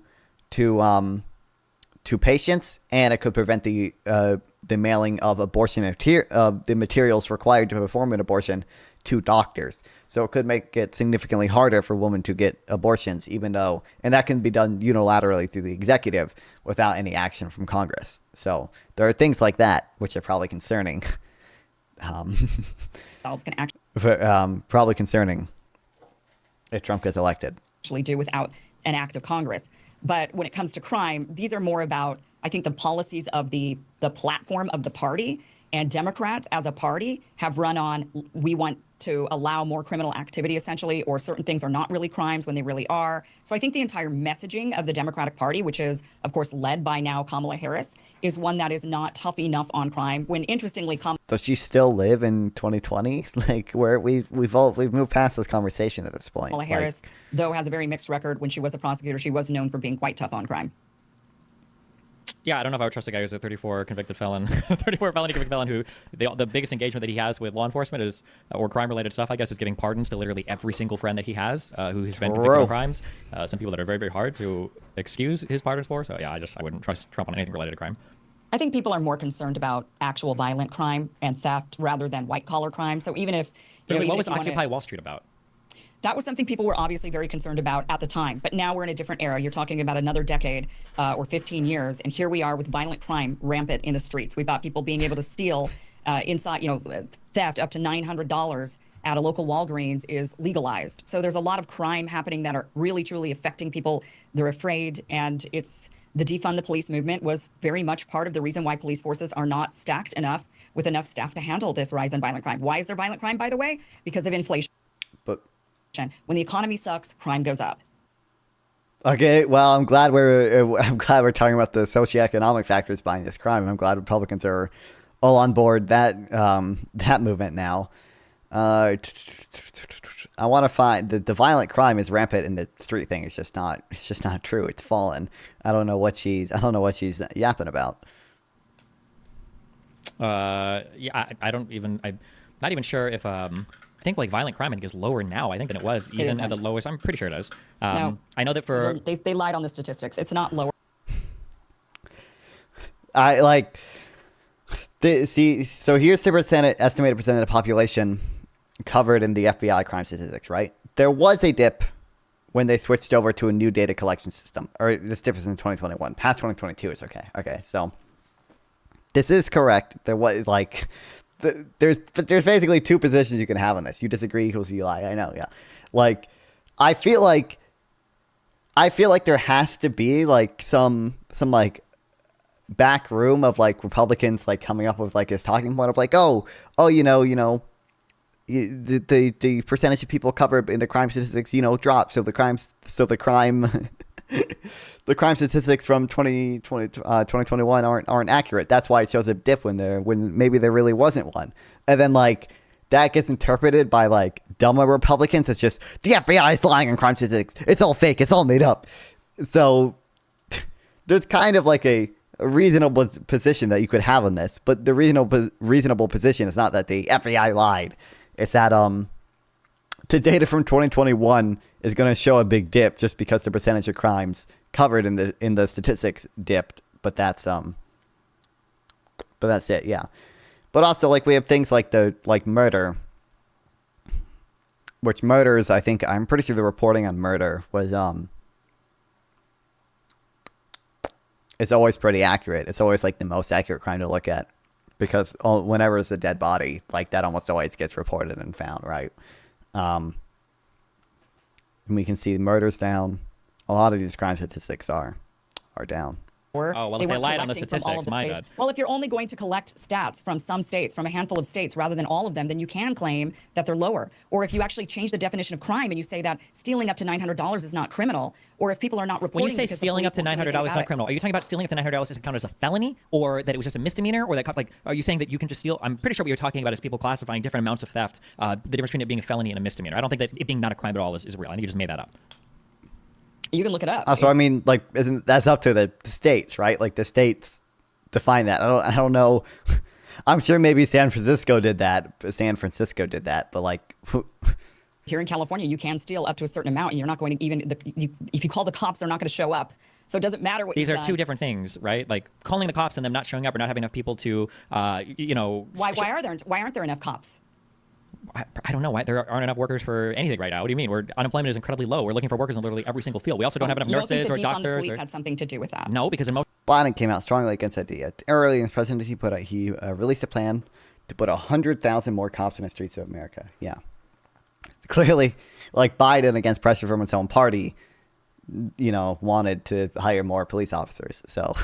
most of the states where they tried to defund the police, it was a fucking disaster, and they ended up rolling back basically all of those policies. Yeah, well, they can't get those cops back. They already left, so now trying to rehire them back has led to a decrease in the police forces. They're not going after a lot of crimes. You call the police, you're going to be waiting on hold for a couple of hours unless it's an active, violent crime that's happening to you right then and there. It is a disaster at this point. So this is how the police have always worked. Yes, unfortunately, it sucks. But I remember when I had shit stolen from me when I was in fucking high school. If you call the cops, unless you're actually getting murdered right now, the cops will tell you like, hey, listen, come down to the station, we'll file a report, or we can take some notes on the phone, and that's it. You're never gonna hear again. If some shit gets stolen from you, you're lucky if your car gets reported to you. Maybe if it shows up at the right tow yard and they run the VIN and they give you a call or whatever. But yeah, cops don't have time to investigate every single petty crime that ever happens. Usually the priority is going to be responding to violent crime. But that's always. Would it be nice to increase funding to police? Yeah, for sure. But cities only have so much money. There are different motives. Biden also pushing people tried in different to ways. do The that. idea that we just want to make it legal to steal stuff. What would even be the incentive for that? Like we're gonna make it invest in crime prevention and a fairer criminal justice system by including by investing $20 billion in services that address the cause of the crime. Did he announce a specific dollar number for $35 billion to support law enforcement and crime prevention, in addition to the president's $2 billion for these programs? Big deal of $37 billion. Okay. put 100,000 additional officers for effective, accountable community policing in our streets. Make it legal so people can steal things so that we can piss all of our citizens Oh, off yeah. $10 billion for 5 years for the cops hiring program. and lose our elections and like, did California even do defund the police? Like, was that even a huge thing? Like, was funding for police in California ever even a thing? Like, the reduction of funding for police in California, did that ever even happen? Yeah. I want to give you a chance to respond, Kim, and then we have one last topic before the Q&A. I mean, once again, the messaging of Democrats. So it's the messaging of Democrats has been look the other way, defund the police. Violent crime is not a real thing, claiming that violent crime isn't up when in fact they're changing the definitions and manipulating the statistics in order to have it favor themselves, just like they do when they say racism's up, claims of racism are up because they change the definition of what is racism in order to collect more people as, these statistics and lies, right? Claims of whatever racism? What does that even mean? But they've definitely been able to manipulate them. Crime is up, and they're not doing anything about it. Democrats have actively campaigned against doing anything about it with defund It's just not true. Like the police. So most of the stats that I see for violent crime show that violent crime is down now, even compared to where it was under the Trump administration. But I guess we're changing some definitions. I do think it's interesting looking at a Pew Research poll that shows that Republicans are far more concerned with crime than Democrats are, which is interesting to me because I would imagine most of the big cities where the crime is occurring are where Democrats live. So I don't know if it's just Republicans that are sitting in suburbia watching TV that think that violent crime is a huge issue that they're not even experiencing. That's interesting to me that in 2024, 68% of Republicans think that crime should be a top priority, as opposed to 47% of Democrats that are probably more likely to live in cities or big crime areas. So kind of makes me think that's just a talking point coming from the radio that people aren't actually engaging in reality with, at least for the Republican side here. But again, that was my central concern at the very beginning. This might be a good opportunity to jump into the Q&A. One question coming in from Otto is from Ukraine. Say, don't you guys think... I don't know if I really care about the Q&A. Especially because it's so long. I don't know. I'll see if they have closing Talking chew gum at statements. the same time. Whether or not we want to Congress. They had an alliance with Japan. Or on behalf of the best. In Ukraine, China. Trump. I don't believe January 6th was an insurrection attempt by Donald Trump. Maybe there were people inside of J6 that, you could maybe make an argument that there were some sinister individuals who were involved in that, but I don't think that You could maybe make an argument that there were some sinister individuals inside of that. Jesus Christ. was some top-down directive that came from Donald Trump. Earlier, Directive that they from the top. You can. When people say stop the steal, when they say we need Mike Pence to do the right thing, he's talking about stopping the steal of the election because he wants to remain president. When he's talking about Mike Pence doing the right thing, he's talking about Mike Pence choosing him to be president. When he tells people we're going to march down Pennsylvania Avenue and we're going to give them the strength that they follow Donald Trump's plan.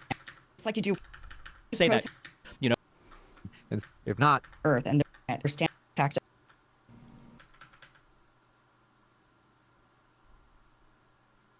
the podcast within 24 hours. You can find our guest links in the description box, even if you disagree with them, folks. So, form of government. The United States is United States. If not, links. Tip 35 says, Kim, can you think the lead? democracy is. Thank you very much, Steve and Kim. It's been a true pleasure to have you tonight.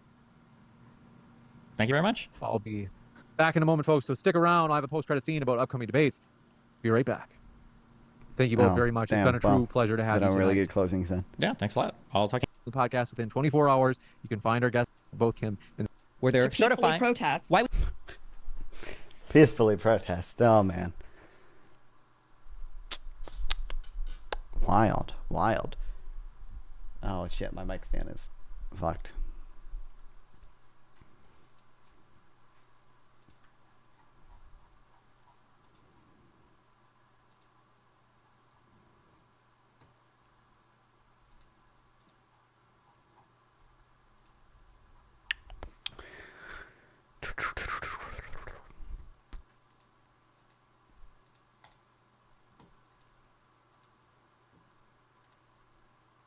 Okay, I probably want to read at least a little bit.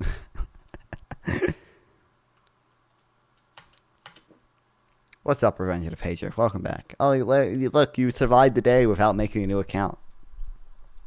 Wild.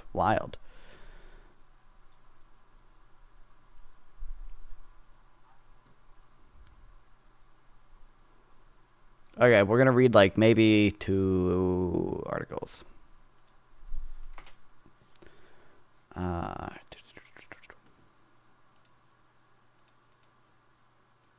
Oh boy.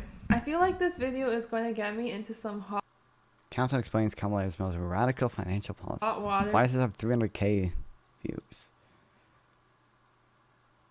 today, but before you judge me, please watch till the end of this video and then you can leave me all your hate comments. Today we are going to be going over Kamala Harris' low profit margins and gross margins. Nice. There are two sectors that include things like She's big using the pharma AI or- summary, I think. Yeah, it's the Google Bard AI summary, dude.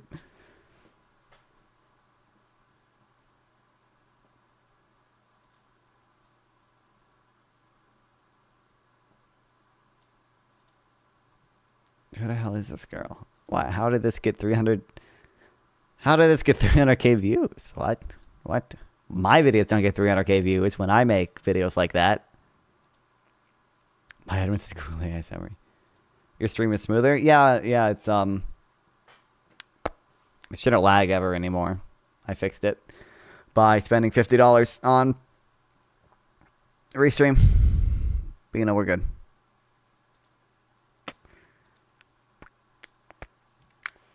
But hey, at least I can stream to D Live again. I was really, really missing that.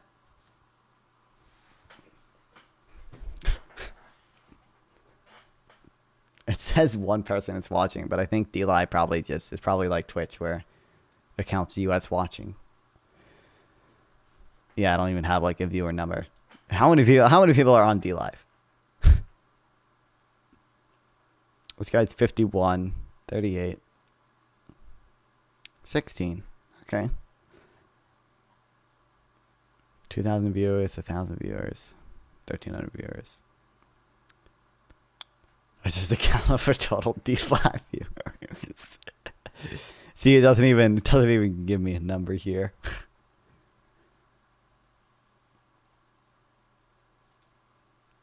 What about Trovo?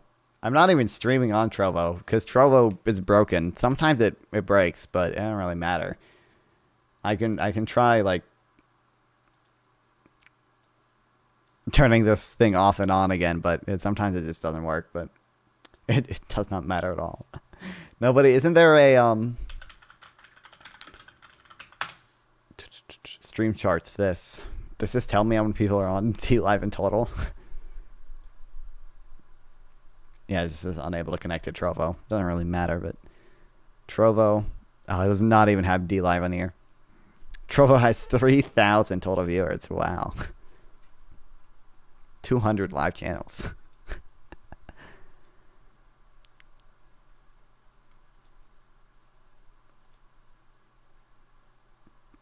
How many people on Rumble? 44,000.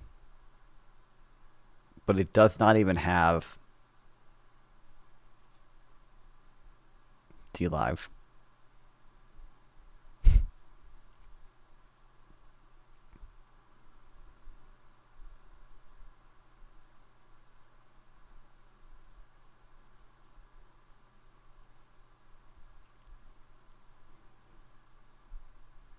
I gotta start streaming on Soup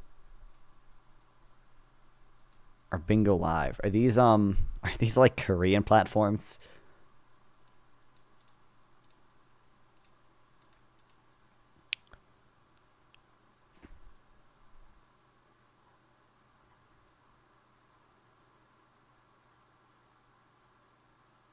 This, yeah, I think it's probably English sub. Yeah, this is mostly what the fuck?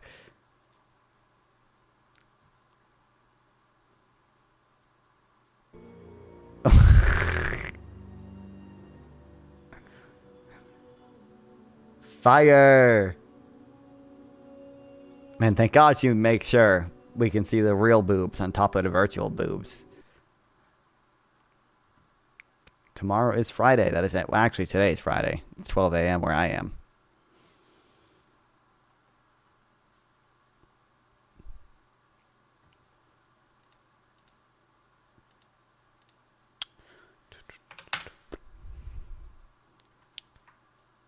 Harris is a safer economic choice. Don't worry, I'll add your Subway Surfers and the lo-fi background music. North Carolina is not a real place. North Carolina is the best place. We have the best lieutenant governor. Has he dropped out yet? Did he withdraw? Oops. He didn't withdraw. Too late. Too late now.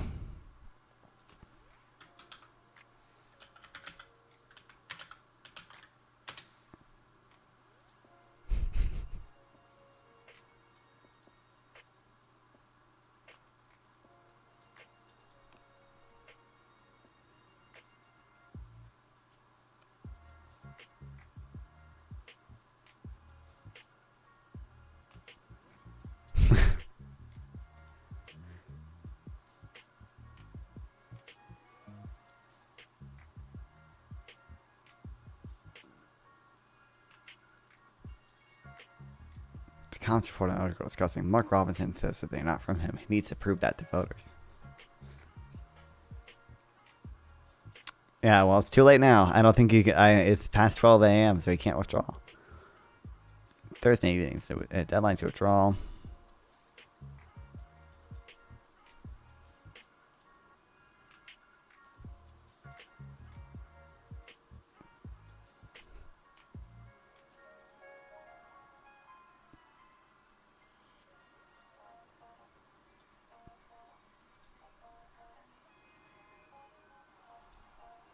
What classes are you taking? When I start college in a few weeks, I'll be taking microeconomics again, which I've already taken, but I didn't take the exam for, so I don't get credit for it. I took a college level class in high school, but I didn't take the exam for micro. So I have to take it again, which is fine. It's chill. And then Western Civ and English 111. I'll do my fucking micro class on stream. The first modern presidential race between two candidates with undergraduate degrees in economics hasn't thrilled economists. Both Donald Trump and Kamala Harris have floated bad ideas, including Nippon Steel proposed acquisition of U.S. Steel is a national security risk, that tip income shouldn't be taxed, and that grocery stores prices are elevated because of price gouging. Yet economists are obliged to compare and quantify. In this race, the evaluation is clear. Mr. Trump's idea on tariffs, the budget, and a Federal Reserve pose a much greater risk to the U.S. economy than Ms. Harris's. Find economics interesting, but never had any formal education in it. I mean, I haven't had much formal education in it.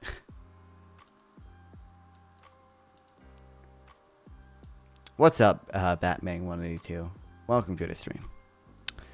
Let's start with tariffs. The Biden administration was wrong to keep and add to the tariffs Mr. Trump placed in China. Fortunately, Ms. Harris doesn't seem too enthusiastic about pursuing this route much further. Mr. Trump, meanwhile, has proposed 10% tariffs on all U.S. imports as well as 60% of Chinese goods. This is an opinion piece? Yeah. Whereas President Biden's tariffs covered $18 billion for imports, Trump would cover $4 trillion, more than 200 times as much. Yeah.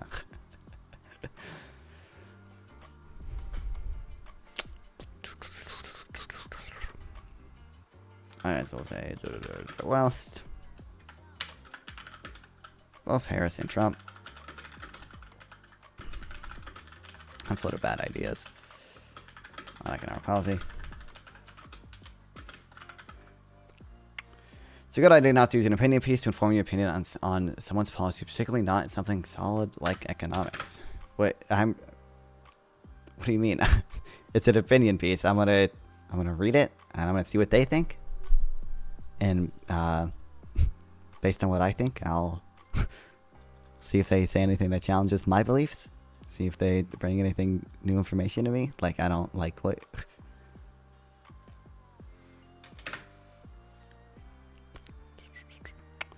Left side is to summarize what you're saying on, right? Yeah. Or reading on it right, I mean. Yeah. So have notes. It helps me remember what's in it better.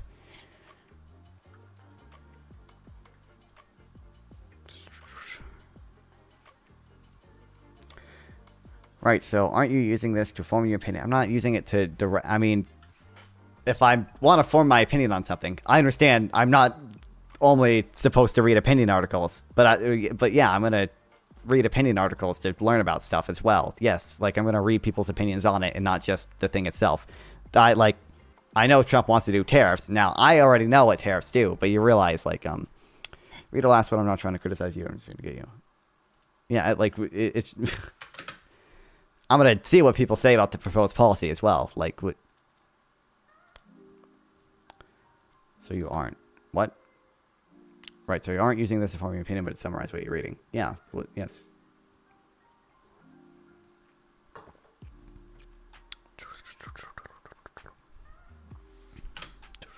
Okay. But I mean, I am like, part of the goal in reading it is to, yes, help it, like, inform my opinions. Like, that the opinion articles are persuasive, right? Like, they're persuasive articles. They're supposed to persuade me, like, one, yeah. Is that your base level facts or bias? I have plenty of base level facts grounded out already on tariffs. I like.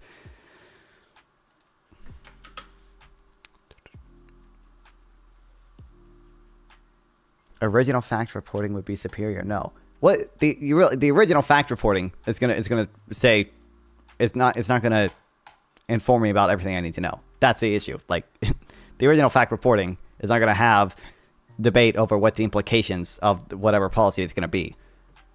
I don't even know what opinion or an article is. You need to watch PPG. Fact reporting is in the opinion. Well, there is just fact-based reporting that isn't opinion piece. But like, if I'm like trying to learn about an issue, I'm not just gonna read fact-based reporting. I understand fact-based reporting is important as well, but like, I'm gonna read the debate over the issue as well. Like, I'm not like.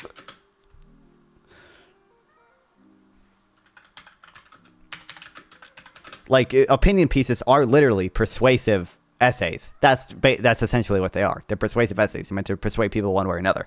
Obviously, yes, I'm gonna read those to like find new information. That's what they're fucking used for. They're persuasive.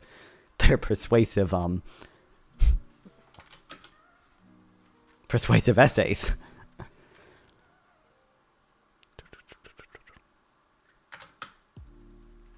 Okay, where the fuck was it? Okay, Trump's ideas on the budget or on tariffs. That's where.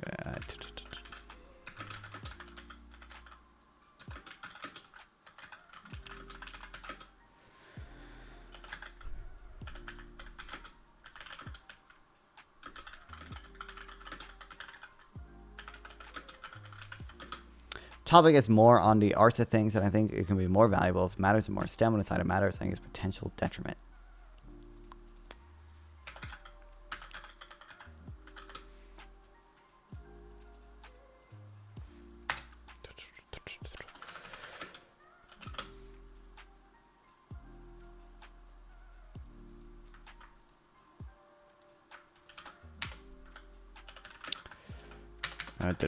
Well, Biden has kept and expanded on. There was Trump impose.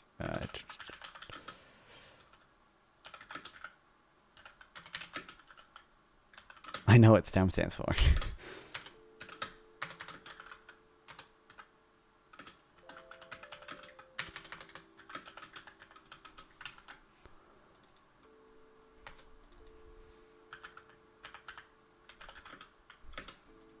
Trump won't even commit to an exact number, but I think he's said 200%.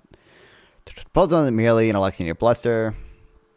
When Mr. Trump's views on the topic have evolved, his enthusiasm for tariffs hasn't. He says international trade is zero sum and even floated up to 20% tariffs on countries that have been ripping us off for years.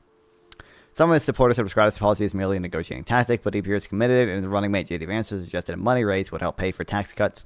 Why do they want to backtrack? Worse yet, as in his first term, Mr. Trump will likely pursue this policy without congressional approval, setting national security imperatives. Next into the budget, yeah, okay.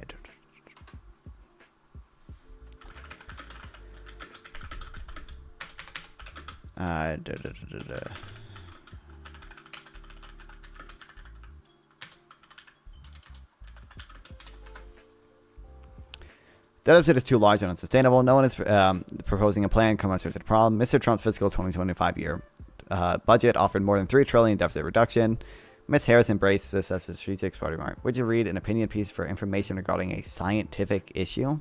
If there's debate over a scientific issue, then yeah, I understand. I would probably want to read the fact-based reporting first, which I've already done in this case. But then, if there's debate over like the implications of what the scientific study, what the implications of a scientific study are, then yeah, I'm gonna read the opinion article. When do you think you should read an opinion article? Like,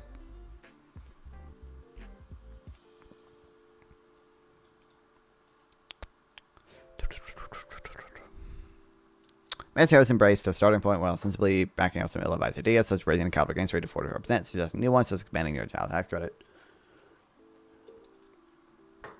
It feels like no, I understand you're not attacking my positions at all, but what you're saying is still dumb. You haven't said anything on what the positions are. I don't read opinion articles or rely solely on rhetoric to fill the gaps in information I read. Yeah, I don't understand if if there's debate over whether tariffs are good or bad. An opinion article is probably something that will be useful to read. People have different opinions. Like, not fun is not interested in facts, only wants to push opinion. Call a pivot. Fed apologists know the Fed. What the Fed is doing. It's good for all of us. Because let's say the self-writing apologies are endless. True.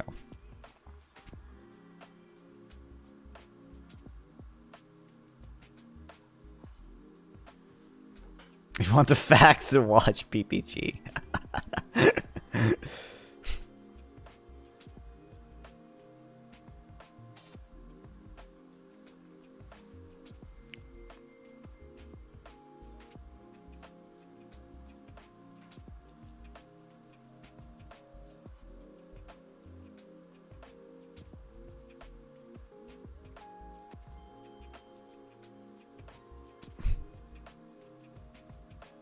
Left-wingers turning into rank-and-file Republicans. I think what you're actually saying is just there are some people very far on the left who are anti-establishment, who hate the United States, and these people find themselves in easy company when it goes to aligning with people on the very far right. And then I think that the fact that like the whole MAGA people are generally just anti-establishment. PPG loves facts until I disagree with him, but it's just your opinion. Dude, that debate I had with him where I think it was afterwards when I hopped in VC afterwards because he was like making fun of me, and I described to him like some stuff about wealth tax, and he was just like, "That's just your opinion, brother." That was so funny. That's such a funny clip.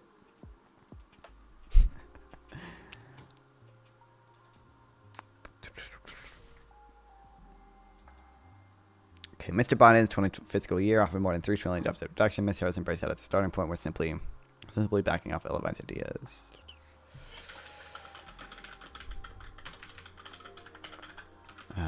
2025 budget, which includes wealth tax equals regular tax to BBG. I know, yeah, it was so dumb.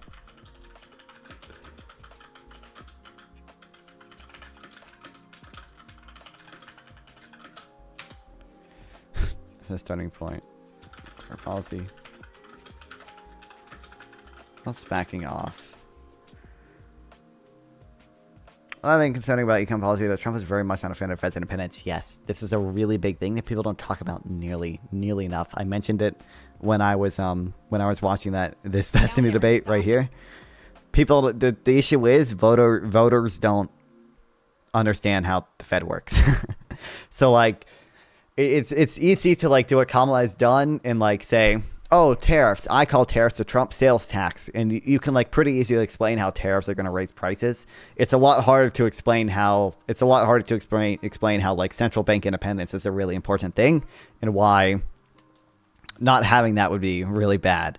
So because people don't understand what the Fed is or what it does and why its independence is important. Yeah.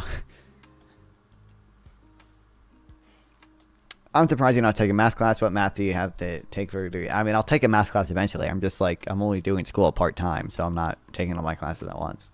I'll have to do a math class like next semester or whatever.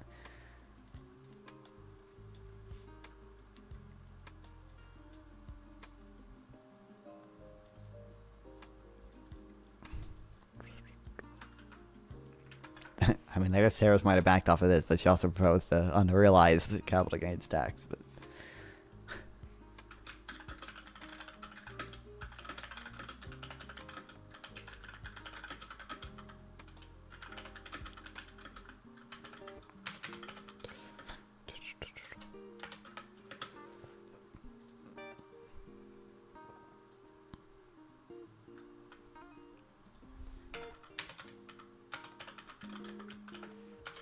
estimated she'll keep about 1.5 trillion of deficit reduction.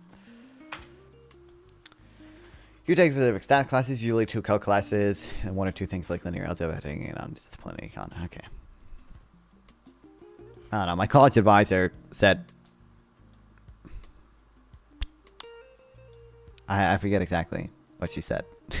I should have written it down. Yeah, I don't know. She said I wouldn't have to take one of their advanced math classes. I would only have to take. I think she did say I don't have to. I think she said I would have to take Calc 1 and 2, but not Calc 3. And then probably stats class as well. So I'm going to require math class. I already had her learn the 10th grade. For some reason, my reparations only let me take gender studies as a minor. Serious assumances. But if you're in art side at econ, you usually need double calc. Raw calc 3 easiest.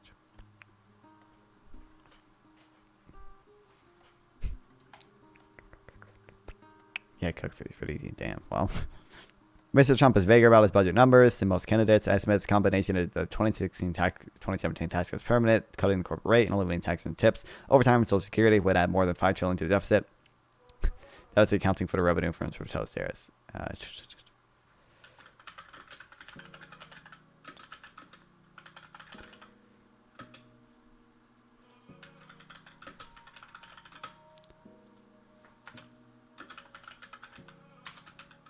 Trump's plans to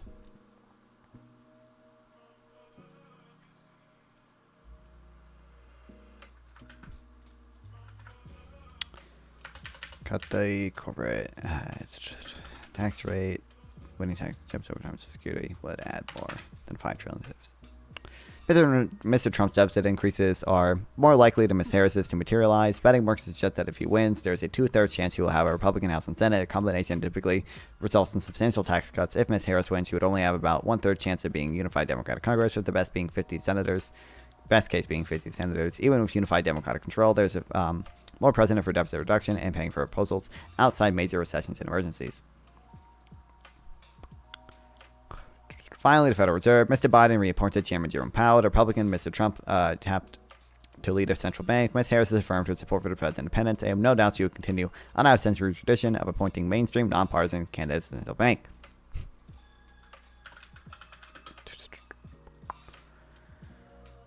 All right, say Biden reappointed Chairman Powell.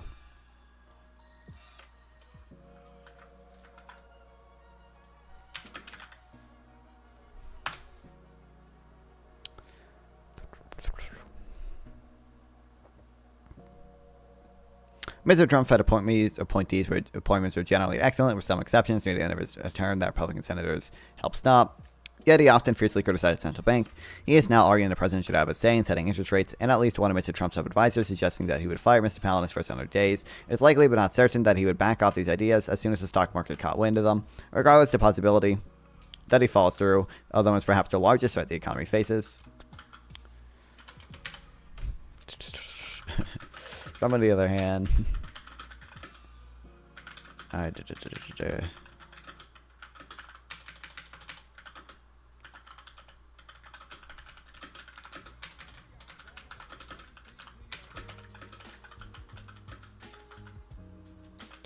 decisions.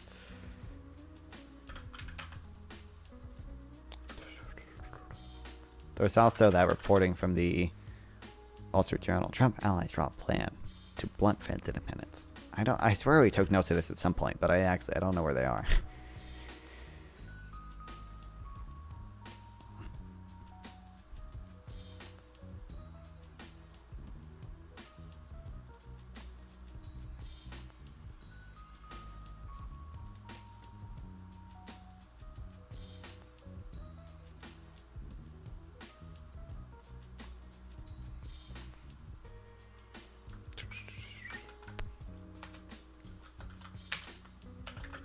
Sad. In his first term, Trump repeatedly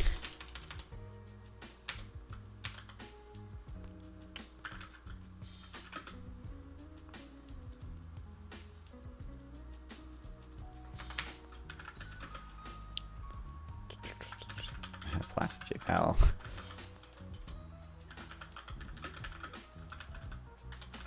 For raising rates.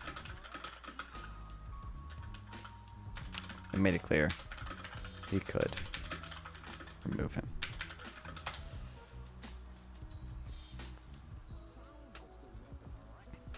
It's likely but not certain that he would back off these ideas. You know, we read that there are other issues how public assessments to Biden's rent control scheme and Ms. Harris's anti-broadcasting proposals. Yet both of these require legislative approval, neither of which is likely to get. These policies, moreover, aren't nearly as important as what the two candidates stand on tariffs, the deficit, and central bank, and are likely to the policy. They would follow through on their promises.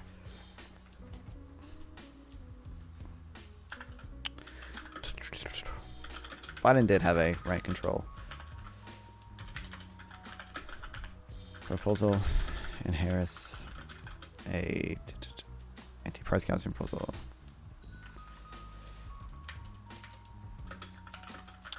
But these would require legislative approval, which neither is likely to get.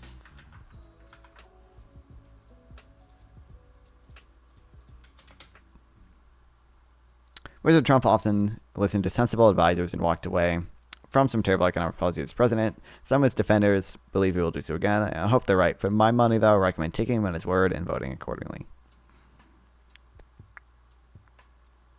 Wild.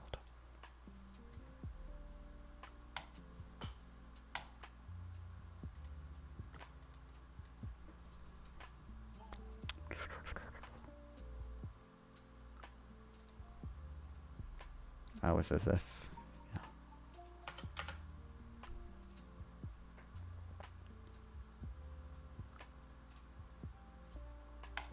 Alright, we'll read this last thing and then we'll probably end stream so I can edit shit. I don't think I need notes in this. Oh, it's kind of long though. Oh, maybe I do need notes in it.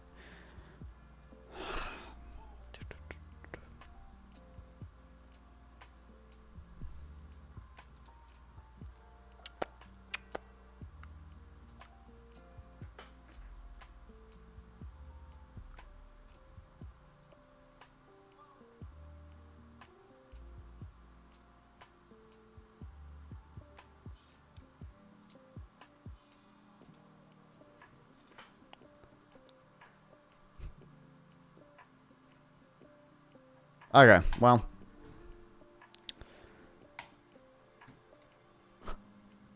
We'll read more shit tomorrow. I gotta edit the videos. Okay, thanks everyone so much for watching. I love streaming. Love to guys watch me stream. I'll stream again tomorrow. Yeah, hope you had fun. Sorry that my stream fucking shot itself 2 times today. Or my Wi-Fi did. Which subsequently made my stream shit itself, but that is fixed now.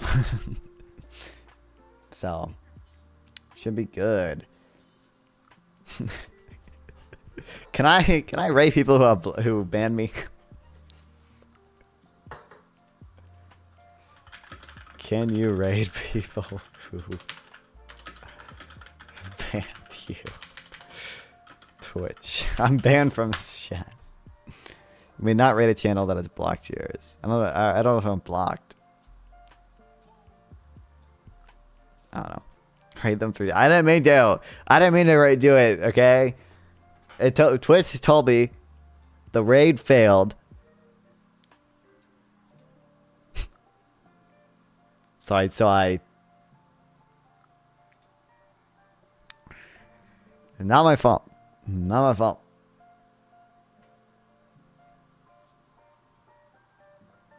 All right. Well, head over to fucking get panic. Good night, again. I'll stream again tomorrow. Thanks. See you guys. Thanks.